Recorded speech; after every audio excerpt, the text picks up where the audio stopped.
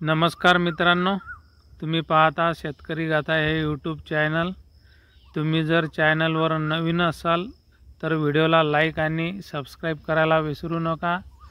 सोबतच bell icon घंटीचे button दाबा, जेणेकरून तुम्हाला नवीन व्हिडिओविषयी माहिती मिळेल। मित्रांनो, हा मका पाहू शकता। मित्रांनो, तुम्ही जर मका हे पीक लागवड केलेली असेल तर आता आपल्याला मक्का आपला 35 ते 40 दिवसाचा झालेला जर असेल तर आपल्याला मक्यावरती दुसरी फवारणी हे करायची आहे। तर दुसरी फवारणी आपल्याला मक्का पिकाची चांगली वाढ व्हावी आणि पांढऱ्या मुळांची वाढसुद्धा व्हावी, आणि त्याच्यासोबत आपल्याला एक चांगले कीटकनाशक वापरायचे आहे लष्करी अळीच्या नियंत्रणासाठी। तर मित्रांनो, आपल्याला लष्करी अळीकरता जे आपण कीटकनाशक वापरत आहोत ते डव कंपनीचे डेलिकेट हे आपल्याला वापरायचे आहे।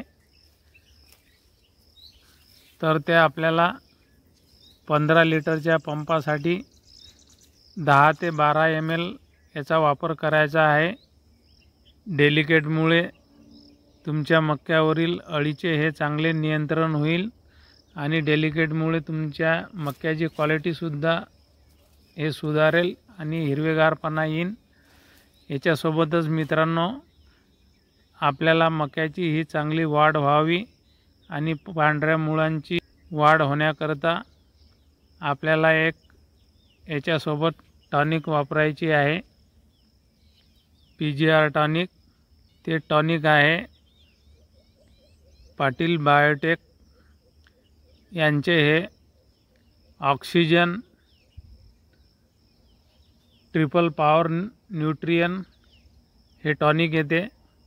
तर आपल्याला हे टॉनिक 15 लिटरच्या पंपासाठी 40 ml आपल्याला टॉनिकचा वापर करायचा आहे। टॉनिकमुळे तुमच्या मक्याची चांगली वाढ होईल। हे टॉनिक जमिनीतील अन्नद्रव्य पिकांना त्वरित उपलब्ध करून देते। याच्यासोबत आपल्याला एक विद्राव्य खत वापरायचे आहे, ते 1919 हे विद्राव्य खत वापरायचे आहे, किंवा याच्या व्यतिरिक्त तुम्ही 1261 हे विद्राव्य खत वापरू शकता। हे विद्राव्य खत तुम्ही 15 लिटरच्या पंपासाठी 100 ग्राम या दोन्ही खताचा वापर करू शकता। या दोन खतापैकी एक तुम्हाला कोणतेही वापरायचे आहे। मित्रांनो, या फवारणीमुळे तुमच्या मक्यावरील लष्करी अळीचे हे चांगले नियंत्रण होईल आणि मक्याची जोमदार वाढ होईल। याच्याकरता आपण हे दुसरी फवारणी घेत आहोत। तर मित्रांनो, तुम्हाला जर व्हिडिओ आवडला असेल तरच व्हिडिओला लाईक आणि सबस्क्राईब करा। हा व्हिडिओ बघितल्याबद्दल धन्यवाद।